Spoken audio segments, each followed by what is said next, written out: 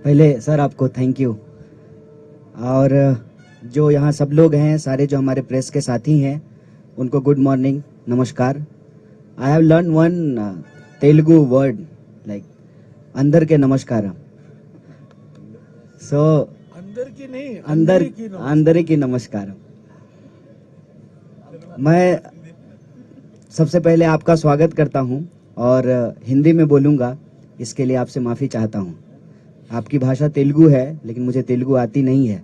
आती तो जरूर तेलुगु में बात करता, क्योंकि हमारी नज़र में, भारत जोड़ो यात्रा की नज़र में, सारी भाषाएं एक समान है। सब भाषा, सारे लोगों की मातृभाषा जो है, उसको हम बराबर का रेस्पेक्ट करते हैं।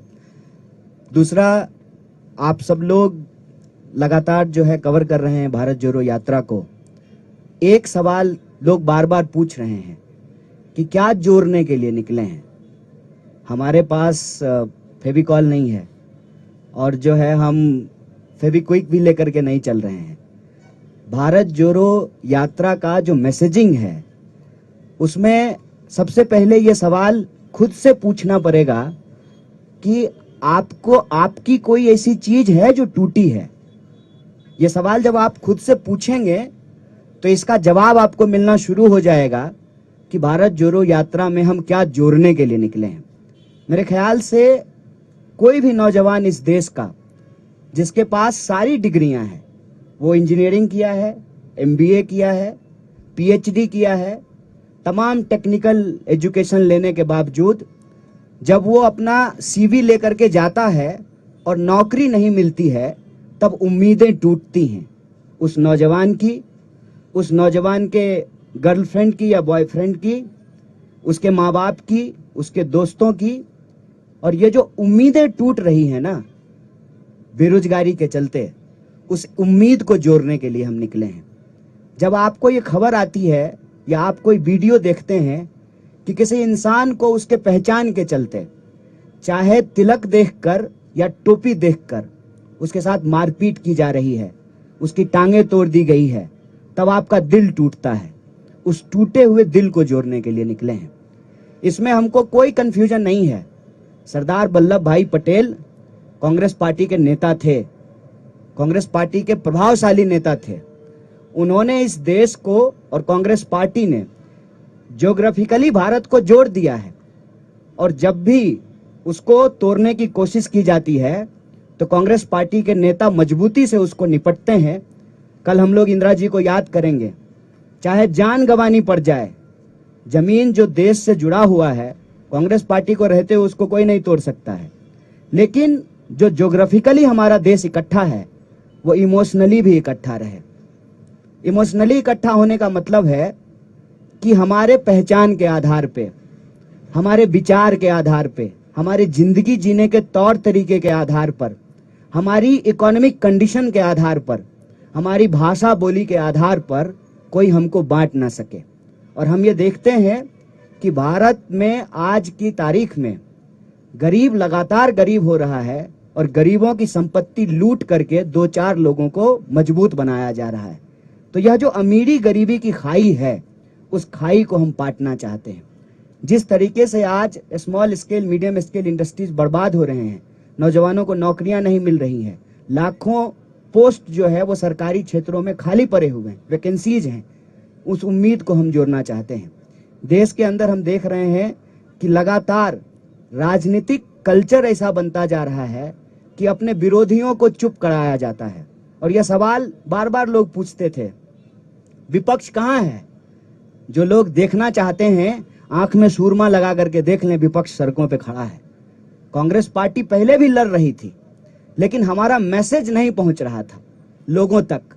तो पार्टी ने यह तय किया कि हम लोगों तक पहुंचेंगे सीधे, बिना किसी सोशल मीडिया या मीडिया के वो रहे, उनका समर्थन जितना मिलना है वो मिले, लेकिन हम सीधे लोगों तक पहुंचेंगे। जैसे महात्मा गांधी सीधे लोगों तक पहुंचते थे, आज राहुल जी सीधे लोगों तक पहुंचने की कोशिश कर रहे हैं। एक तो ये सवाल आज कोई भी ईमानदारी से समझ सकता है कि कांग्रेस पार्टी एक मजबूत विपक्ष की भूमिका सड़कों पे निभा रही है, और सिर्फ कांग्रेस पार्टी निभा रही है। कई बार यह कंफ्यूजन क्रिएट किया जाता है, यहाँ तेलंगाना में भी यह कंफ्यूजन है कि बीजेपी से कौन लड़ेगा। अव्वल तो बीजेपी से लड़ने का क्या मतलब है? अगर बीजेपी से लड़ने का मतलब उसकी ही विचारधारा पे चलना है तो फिर वो कोई लड़ाई नहीं है। उसको कहते हैं हमारे यहाँ कि सूडो बॉक्सिंग हो रहा है। दिन में बॉक्सिंग करेंगे, मीडिया स्टूडियो में बैठ करके बॉक्सिंग करेंगे और शाम में पैग लड़ाएंगे। तुम तुम्हारा, हम हमारा, इधर का बैग उधर, उधर का बैग इधर। ये कोई लड़ाई नहीं है, विचारधारात्मक लड़ाई होती है। और इस देश में ये विचारधारात्मक लड़ाई है गोडसे और गांधी के बीच में। और इस देश ने हमेशा गांधी को चुना है, आज भी गांधी को चुनना पड़ेगा। और यह बात मैं आपसे ईमानदारी से साझा करना चाहता हूं, जो राहुल जी के बारे में परसेप्शन बनाया गया लाखों करोड़ों खर्च करके, और उस परसेप्शन के चलते जो हमारे दोस्त थे, जो उनके धूर विरोधी हुआ करते थे, वो फोन करके कहते हैं कि बहुत अच्छा काम कर रहे हैं आप लोग। ये परसेप्शन इतनी जल्दी बदलनी शुरू हो गई है, इसीलिए सत्ता में बैठे हुए लोगों की खलबलाहट है। और वो भारत जोड़ो यात्रा किस लिए हो रहा है इस पे नहीं बात कर रहे हैं, जूता पे बात कर रहे हैं, टी शर्ट पे बात कर रहे हैं, कंटेनर पे बात कर रहे हैं। तो उनको जूता, टी शर्ट, कंटेनर पे बात करने दीजिए। हम आपसे ये कहना चाहते हैं कि जब आज हमारी भारत यात्रा पांचवें राज्य में पहुंची है, 1300 से ज्यादा किलोमीटर जब हम चल चुके हैं, हजारों लाखों करोड़ों आंखों और चेहरों को जब हम पढ़ रहे हैं, तो एक बात हम आपको कह सकते हैं विश्वास के साथ, उदयपुर राजस्थान में जब कांग्रेस पार्टी के नेताओं ने, जिसको हम कहते हैं उदयपुर डिक्लेरेशन, ये निर्णय लिया कि हम भारत जोड़ो यात्रा करेंगे, तब वो निर्णय कांग्रेस पार्टी के नेताओं का निर्णय था। जब यात्रा की तैयारी होने लगी तब वो कांग्रेस पार्टी के कार्यकर्ताओं की यात्रा थी। आज जब हम 5वें राज्य में आपके सामने बैठ करके बोल रहे हैं, आत्मविश्वास से बात कहते हैं कि ये यात्रा कांग्रेस पार्टी के नेताओं, कार्यकर्ताओं से आगे बढ़ करके आज के डेट में ये यात्रा देश की यात्रा बन चुकी है, देश के लोगों की यात्रा बन चुकी है, उनके उम्मीदों की यात्रा बन चुकी है। और इस यात्रा का उद्देश्य राजनीतिक, सामाजिक, सांस्कृतिक, आर्थिक तमाम उद्देश्य इसमें एक साथ निहित है कि यह देश जिस तरह से जमीन से जुड़ा हुआ है, जमीन से भी हमारा देश इकट्ठा रहे। इस यात्रा का उद्देश्य है। आप सब लोग आए, हमको सुने, हमारे जो है नेताओं को आप सुन रहे हैं, उनको कवर कर रहे हैं। इसके लिए एक बार फिर से प्रेस के सभी साथियों को बहुत बहुत धन्यवाद, बहुत शुक्रिया। हमारे चैनल से जुड़े रहने के लिए YouTube पर टाइप करें DB लाइव, सब्सक्राइब बटन को क्लिक करें और बेल आइकन को दबाना न भूलें ताकि खबरें आप तक पहुंचती रहें।